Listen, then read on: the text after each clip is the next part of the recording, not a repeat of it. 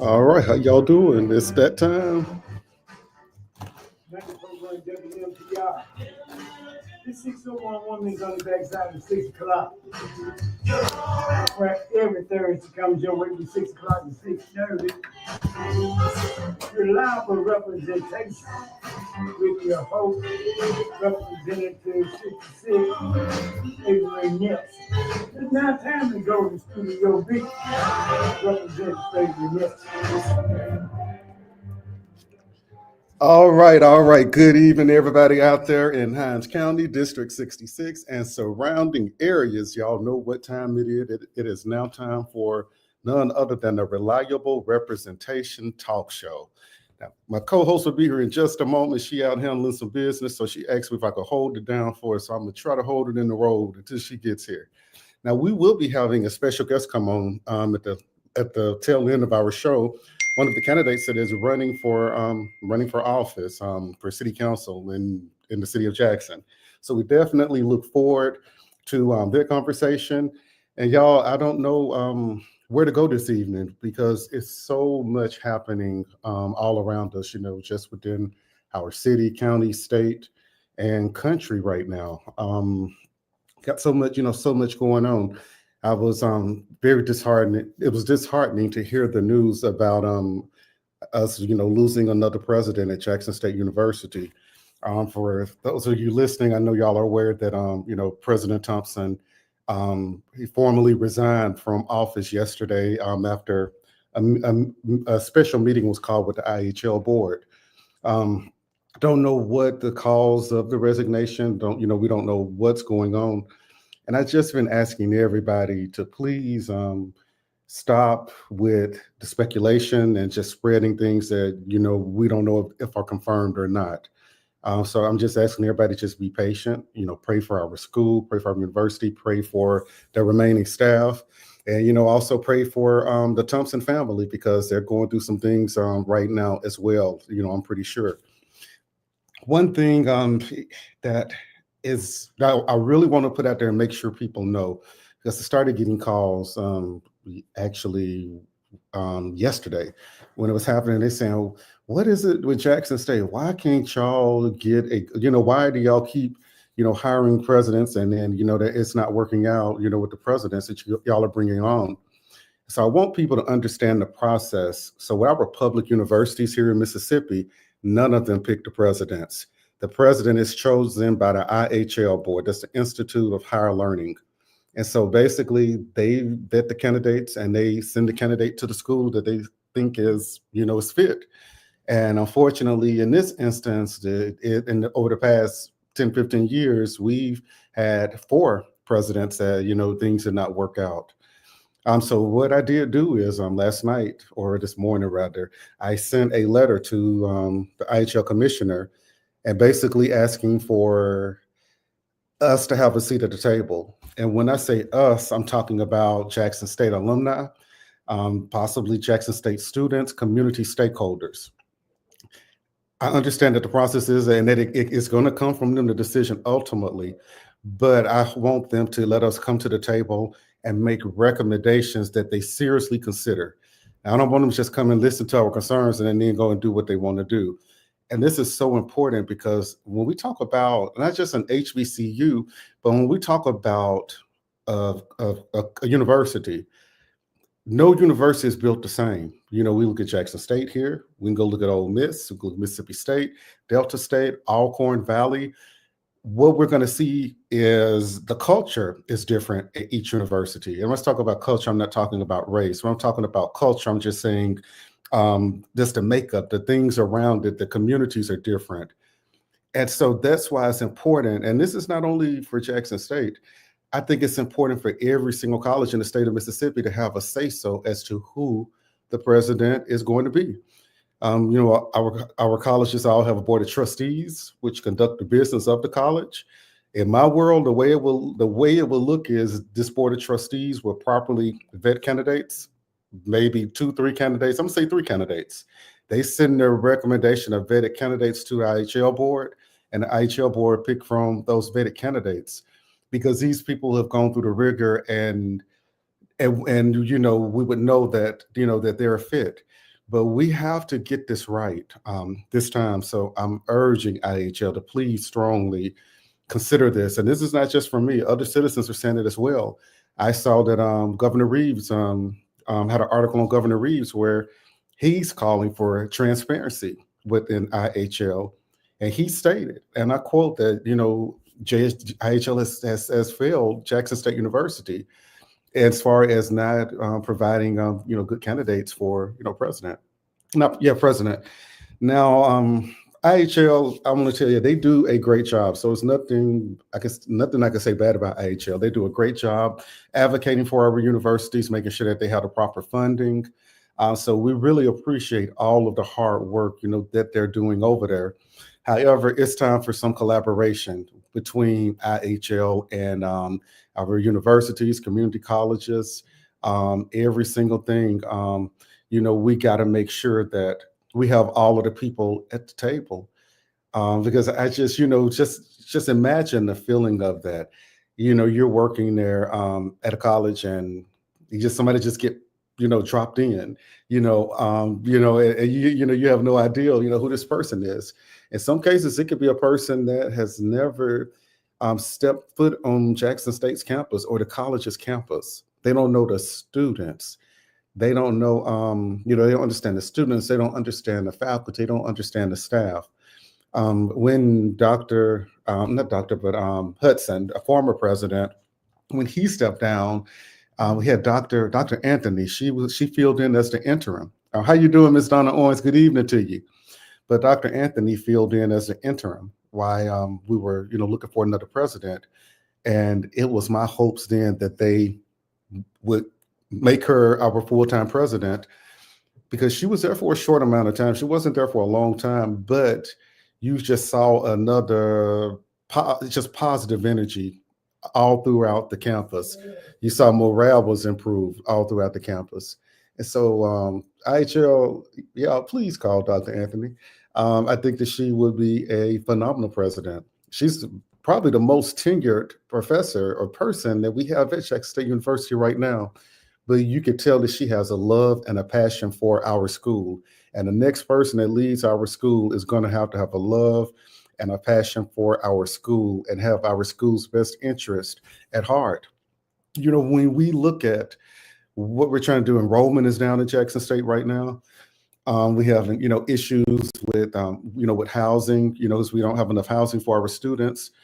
When we look at the issues that are plaguing our school, you have to really look at leadership. And when I say look at leadership, when you have presidents coming every 1 to 2 years, it's going to take a president, anybody, at least a good 2 years to really get in the circle and really get to learn the people and learn the process.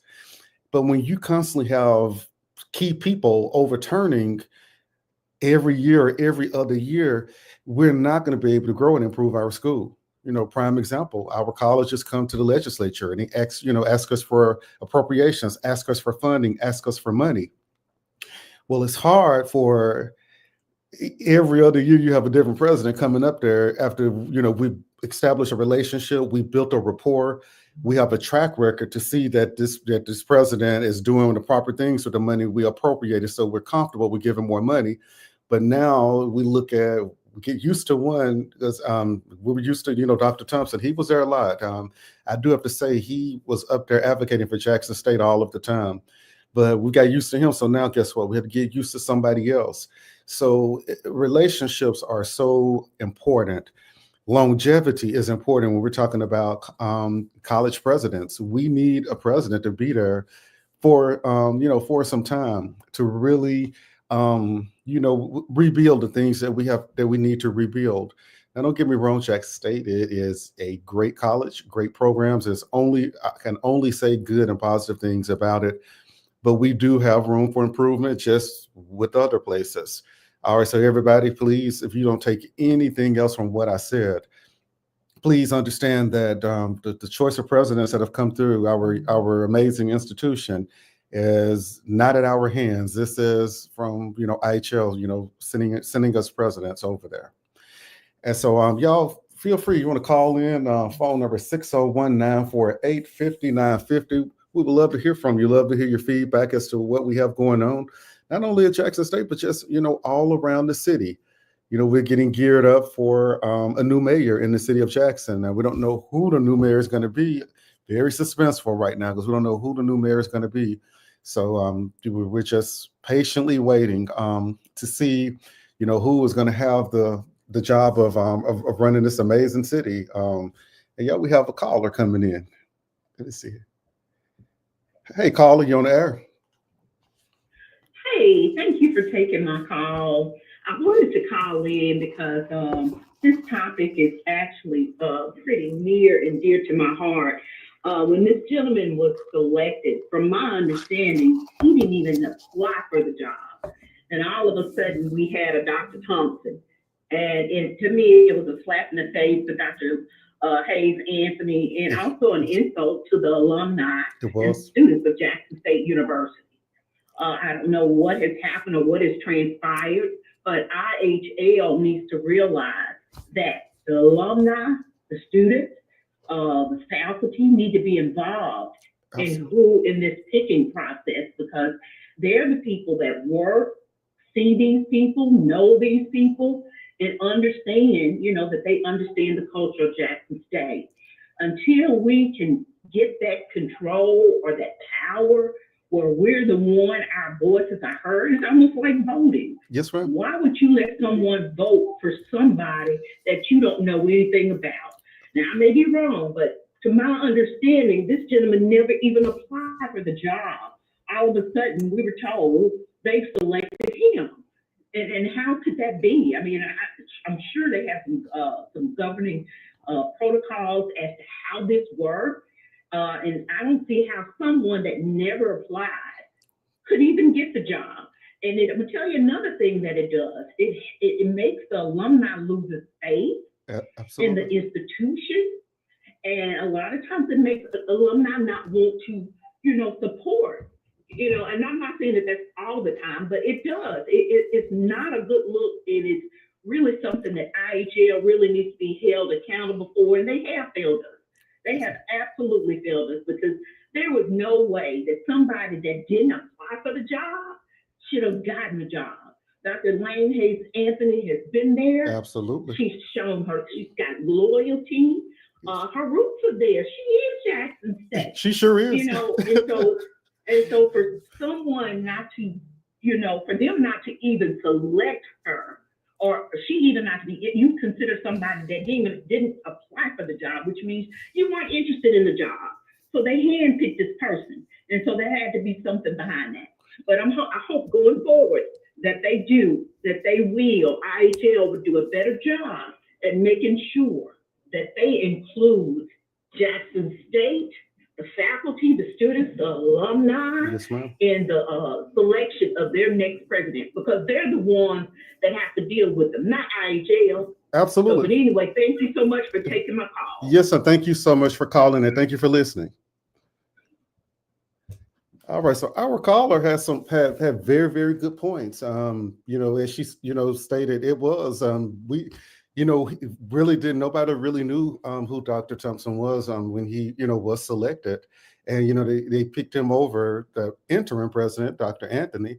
So after Hudson left, they said, well, this woman is deemed fit to be the interim president.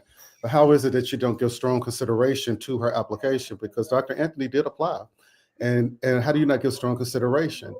Another thing, I remember Dr. Thompson. He actually graduated the first graduating class he presided over. I think his degree was getting conferred at the same time as well, and so that could be a reason why this college said he didn't apply. Maybe he didn't apply since he didn't have his degree at the time.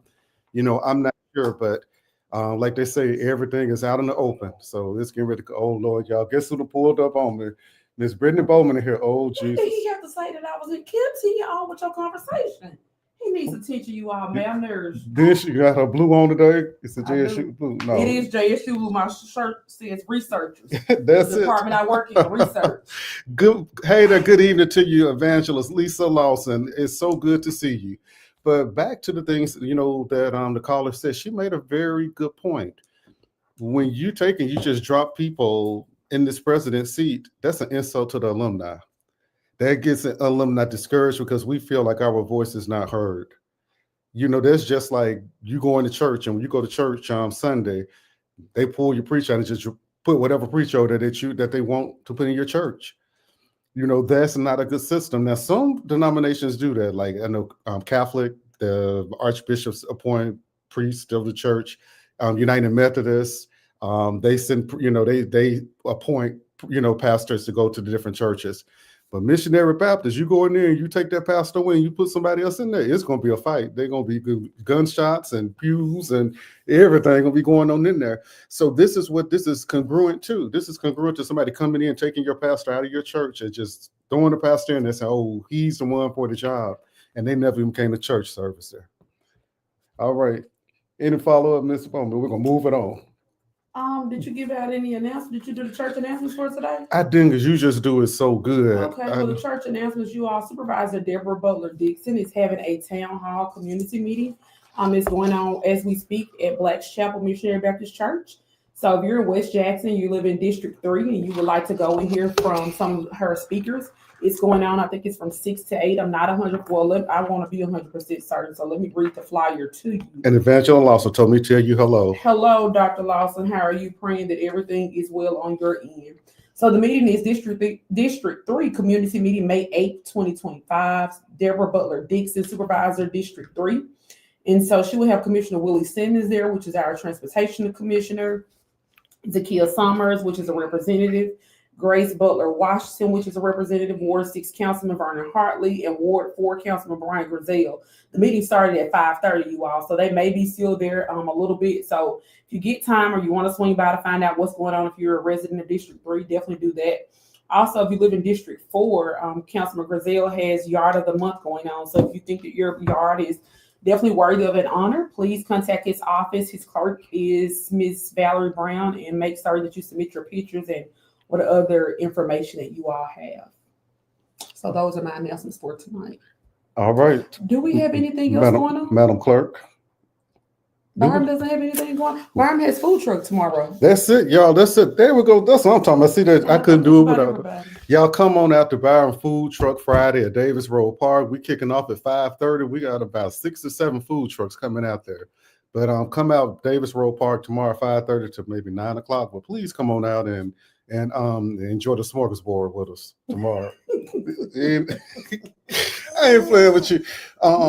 The town hall Supervisor Dixon and everyone else is doing it. Thank y'all for doing it for your constituents. I think that's important, that we're out there and we're being vocal, open, and the T word I love to say all the time, transparent. Transparency is so important. So thank y'all for putting that event on. I know your constituents are going to be very, very happy about that. Oh, I have one more announcement from Hinds County Sheriff's Office, Sheriff Tyree Jones. Summer camp June 2nd through the 13th, 2025 from 8 a.m. to 4:30 p.m. Must be a Hinds County resident, and it's open for all 6th, 7th, and 8th graders only. The hosting site will be Raymond Elementary School, which is located 417 Palestine Street, Raymond, Mississippi. Participants will engage in character building activities, sports, games, food, and more. And so if you have any questions, you can find this on the Hinds County Sheriff's website, as well as on the Hinds County Sheriff's Facebook page. But definitely get your young people out in something positive while the summer is taking place. Idle Mind Devil Workshop. I couldn't have said it any better. I just wish 9th grade was included. Yeah, if you need to carry it on to 6 through 12. Sheriff, if you listening, I don't take this on to 6 through 12 grade. Please, Sheriff, we need the relief this summer. Mm-hmm. I remember growing up, we had so much we could do. Like, of course, you're gonna have vacation. You. You're gonna have. That's what I was about to say. You're gonna have that, but other than that, it was always other camps. But like now, you got to camp 1 week here, another week. You don't have to go all across town, all the different camps. It'd be nice if it was just like a summer program.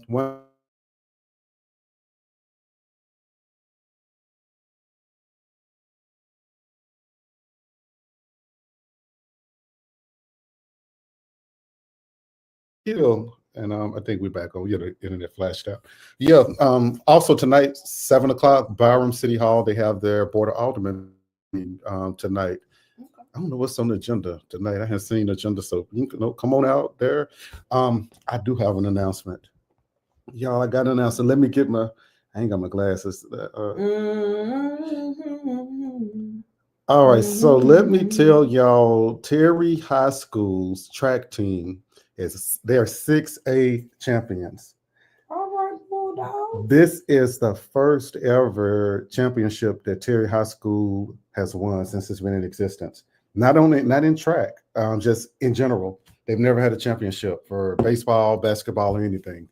So they are being recognized tonight over at the school board meeting tonight by the school board. And Terry. And Raymond. Raymond. Okay. The school board, Hines County School, Hines County School is Board, their okay. school board.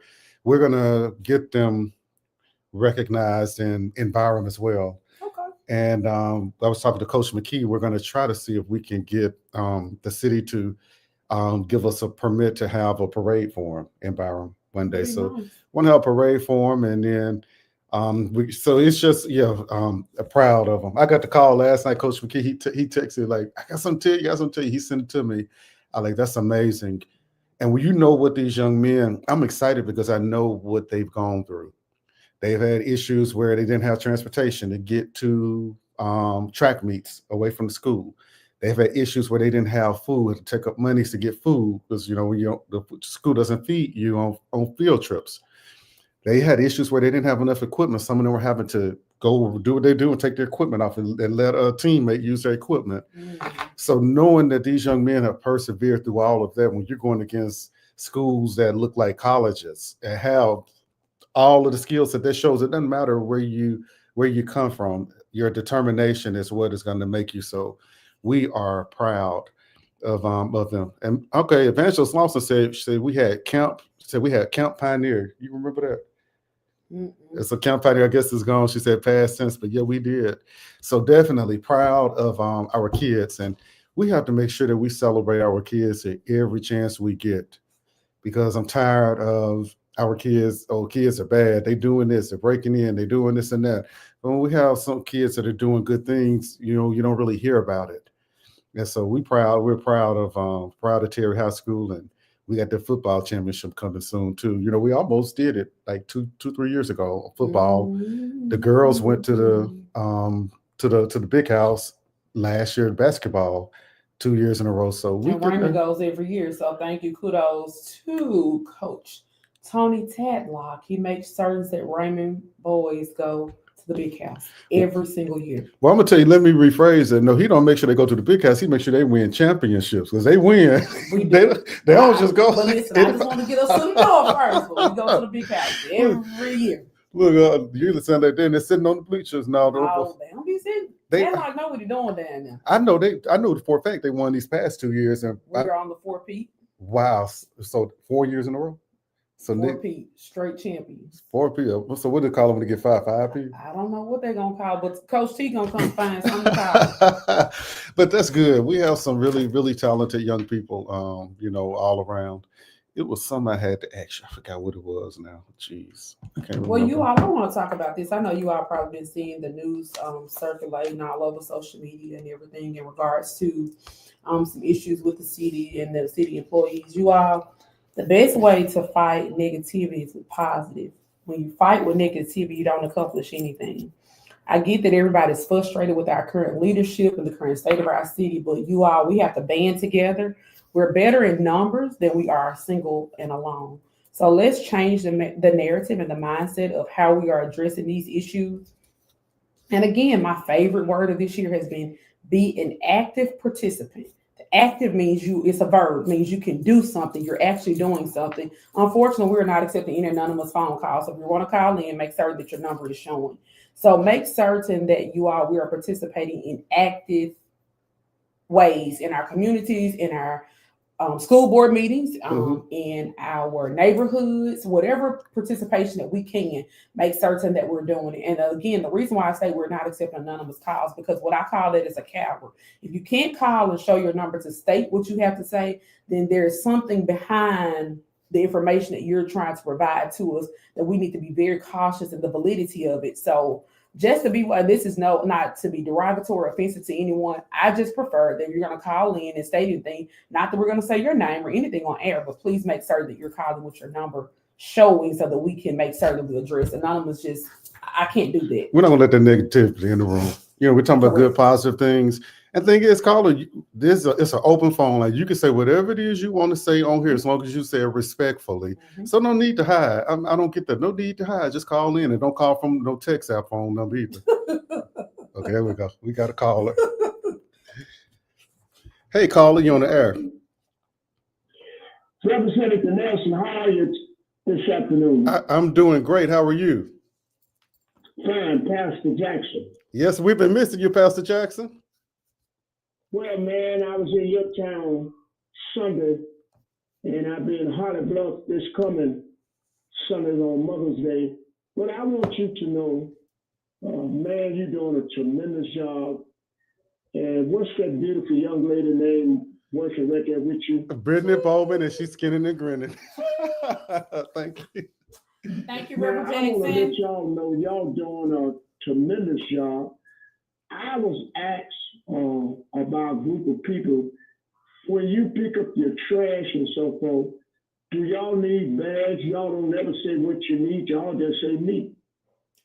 Oh, well, we got the I phone don't know. number I to can't call tell you. nobody. I can't tell them because, you know, I need to get it from the horse's mouth. But come on now. We need trash bags. We need gloves. We need pickup sticks. Whatever you want to Now contribute. you're talking. Now that's you. Now that's you. Now you on the stick now. When is y'all next pickup? If I'm not asking too much. You're not asking too much. We're actually working on one for next month. We know the graduation season was this month, and Well, Memorial what Day. I'm gonna do, I'm gonna have my grandbaby to come over and bring y'all some bags from his grandmother's scholarship fund. We're gonna donate that to you all because y'all doing such a good job. Along with Sister Deborah Dixon, that woman is out of sight. She done paid so many streets.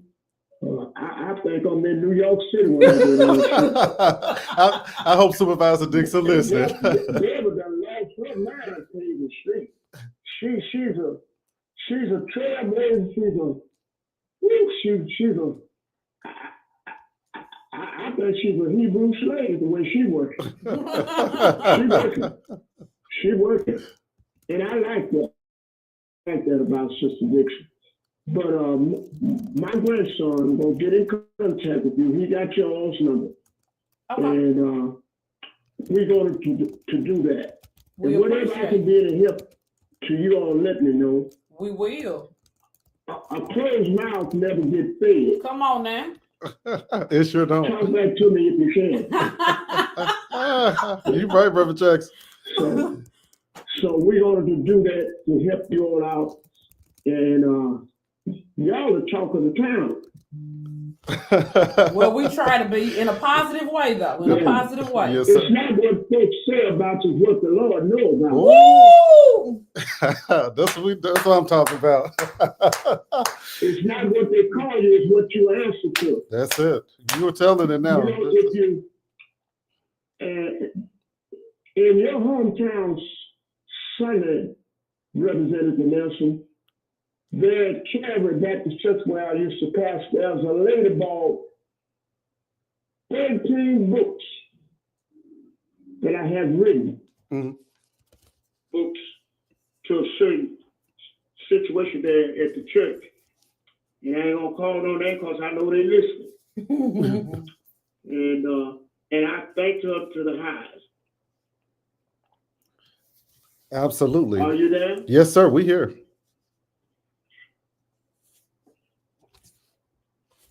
Pastor Jackson, can you hear us? Uh-oh. Did we lose him? I don't know. No, man, I'm right here. Okay. But anyway, keep me in your prayers, and my grandson be in contact with you, Representative Nelson. Thank you so much. We really appreciate it. We're going to be on the lookout for him, and we appreciate you so much.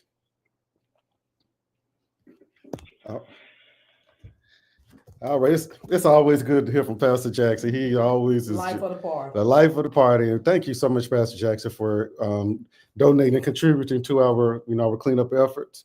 And Brittany, I'm gonna let you sign us. We just got here time to go already. This 30 minutes fly by. It does. But you all, we thank you for listening each and every Thursday. We'll be back next Thursday, hopefully with a whole lineup. Today we're on the go, on the move. As you all can see, I'm still wearing my work clothes, my Jackson State, I Love 1400. I got my work clothes on too. And so we're headed out to another event, but you all be safe, be blessed. And to all mothers, happy Mother's Day. We can't do this life without you all. So be safe, be blessed, and we're out. Happy Mother's Day to you. Oh, God. Happy Thank you Mother's all. Day. I'm trying to okay. You all be blessed. Have a great weekend. See how she do me, y'all. Happy Mother's Day, everybody. You just won't let me be great for nothing.